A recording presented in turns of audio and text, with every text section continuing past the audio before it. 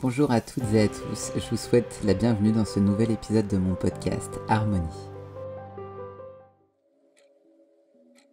En lisant un livre sur les chakras, je me suis dit que ce serait une bonne idée d'en faire un sujet d'épisode de podcast, puisque les chakras sont tout de même à la base de beaucoup de choses dans la philosophie du yoga. Tout d'abord, le mot chakra provient du sanskrit et signifie littéralement roue ou disque. Il fait référence aux 7 centres énergétiques que nous trouvons dans notre corps, chacun associé à une partie spécifique de notre colonne vertébrale. Les chakras sont souvent symbolisés par des fleurs de lotus et chaque chakra a un nombre précis de pétales. Notre corps est composé de nadis, qui sont des canaux énergétiques. On estime qu'il existe au moins 72 000 nadis. Bien que leur existence soit liée à des notions subtiles révélant de l'aspect énergétique et spirituel du corps, et donc invisible à l'œil nu. Certains nadis sont considérés comme grossiers, car ils sont perceptibles au niveau physique, tels que les artères, les veines et les nerfs. Cependant, le corps est également traversé par d'autres nadis moins perceptibles appelés canaux subtils, qui forment une sorte de réseau de distribution de notre énergie interne ou notre prana.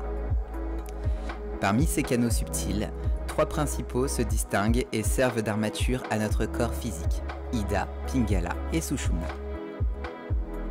En imaginant le corps face à nous, Sushumna s'étend verticalement le long de la colonne vertébrale, aussi fin qu'un cheveu, depuis le sommet du crâne jusqu'au plancher pelvien. Sushumna est le passage de notre Kundalini, symbolisé comme l'énergie spirituelle latente sous forme d'un serpent enroulé à la base de notre coccyx. Sushumna véhicule une énergie neutre, qui représente l'équilibre entre les énergies lunaires féminines et solaires masculines. En revanche, Ida est située du côté gauche du corps, prenant sa source au niveau du premier chakra Muladhara, situé au plancher pelvien. Ida remonte le long de la colonne vertébrale à gauche pour irriguer l'hémisphère droit du cerveau. Responsable de la créativité, il se termine dans notre narine gauche. Ida représente l'énergie négative, lunaire, féminine ou le yin.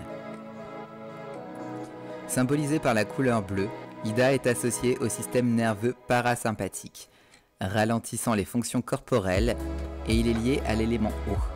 Il représente notre subconscient et joue un rôle dans la libération des émotions à l'origine des déséquilibres mentaux. En opposition, Pingala est situé du côté droit du corps, prenant également son origine au niveau du premier chakra Muladhara. Pingala monte le long de la colonne vertébrale à droite pour irriguer l'hémisphère gauche du cerveau et se termine par la narine droite.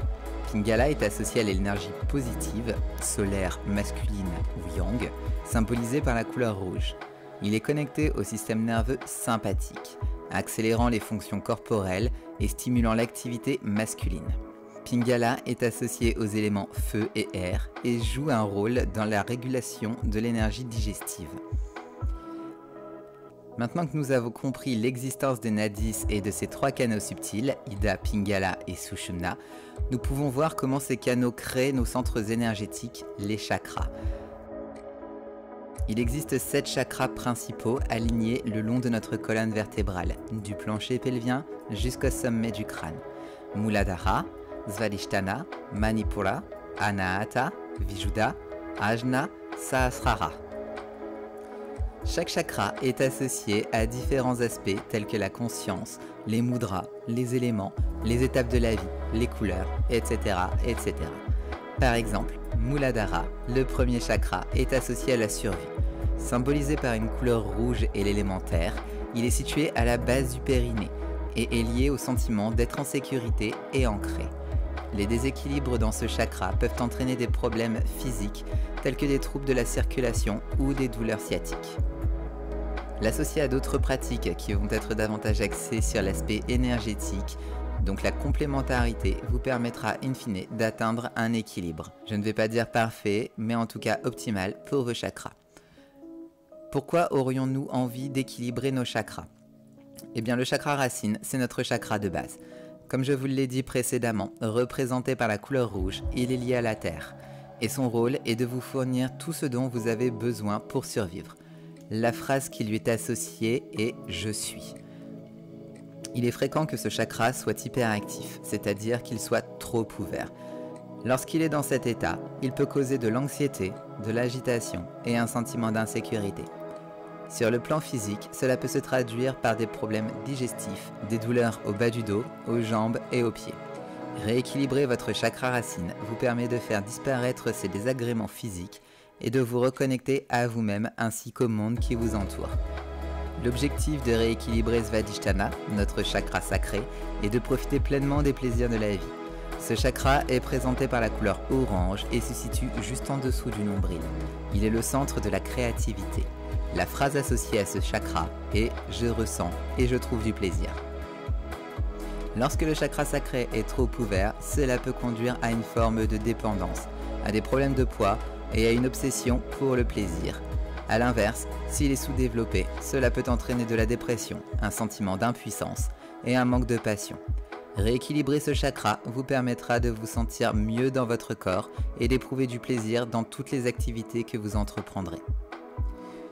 Notre troisième chakra, le chakra du plexus solaire, Manipura, est représenté par la couleur jaune. Il se situe 2 doigts au-dessus du nombril, en dessous de la poitrine. Il est lié à la confiance en soi et à la volonté d'agir, et la phrase associée est « je fais ». Ce chakra peut être hyperactif, ce qui se traduit par de la colère, un désir de contrôler les actions des autres et un manque d'empathie. Sur le plan physique, cela peut provoquer des problèmes de digestion et de tension nerveuse. A l'inverse, il peut être sous-développé, ce qui conduit à l'indécision et au manque de confiance en soi. En travaillant sur ce chakra, vous pourrez vous débarrasser de vos problèmes digestifs et regagner confiance en vous. Ensuite, notre chakra du cœur, Anahata, est représenté par la couleur verte et se situe au milieu de la poitrine. Il est lié à la gentillesse, à la compassion et à la bienveillance. La phrase qui lui est associée est « j'aime » ou « je m'aime ». Lorsque le chakra du cœur est trop actif, vous avez tendance à vous oublier et à mettre les besoins des autres avant les vôtres. Cela peut se traduire physiquement par des brûlures d'estomac et des palpitations. Dans la plupart des cas, ce chakra est sous-développé, en raison des déceptions et des chagrins d'amour que nous avons vécus. Rééquilibrer ce chakra vous permettra d'améliorer vos relations avec les autres et de vous sentir en harmonie avec vous-même et le monde qui vous entoure. Ensuite, Vishuddha, notre chakra de la gorge, est représenté par la couleur bleue. Il est associé à la communication et à l'expression de nos émotions. Sa phrase est « je parle, je m'exprime ». Ce chakra peut être déséquilibré si vous parlez trop, coupez la parole aux autres ou parlez plus fort sans les écouter. Cela peut se manifester par des maux de gorge, des infections fréquentes et des problèmes dentaires. A l'inverse, s'il est sous-développé, vous pouvez être timide et avoir du mal à exprimer vos émotions. Équilibrer ce chakra vous permettra de communiquer clairement, avec amour, gentillesse et respect envers les autres. Notre 6e chakra, Ajna ou 3e œil, est représenté par la couleur indigo ou violette. Il se situe entre les sourcils et est associé à l'intuition, la clarté et la prise de conscience. Sa phrase est « je vois ». Si ce chakra est trop ouvert, vous pouvez avoir tendance à rechercher des explications surnaturelles à tout ce qui vous entoure. A l'inverse, s'il est sous-développé, vous avez besoin de preuves pragmatiques pour prendre des décisions. Équilibrer votre 3e œil vous permettra d'être ancré dans le monde réel tout en ayant une ouverture d'esprit envers le spirituel, sans y être attaché de manière excessive.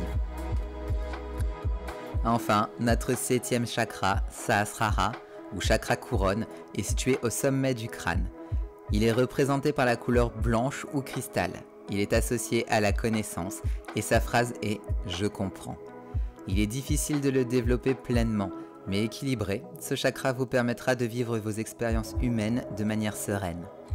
Cela peut vous aider à surmonter la peur de la mort et à accéder à votre inconscient. Rééquilibrer ce chakra vous rapprochera de l'état d'éveil spirituel. Comprendre et travailler sur les chakras peut apporter un équilibre holistique à votre vie. Il existe des postures de yoga spécifiques pour chaque chakra. Et en concentrant votre pratique sur un chakra en particulier, vous pouvez guérir ou apaiser les symptômes physiques, mentaux et émotionnels qui y sont associés. Les chakras sont des concepts subtils et intuitifs qui vous permettent de vous reconnecter à vous-même et à trouver des clés pour votre bien-être. Merci beaucoup pour votre écoute et on se retrouve très bientôt dans un nouvel épisode de mon podcast Harmonie.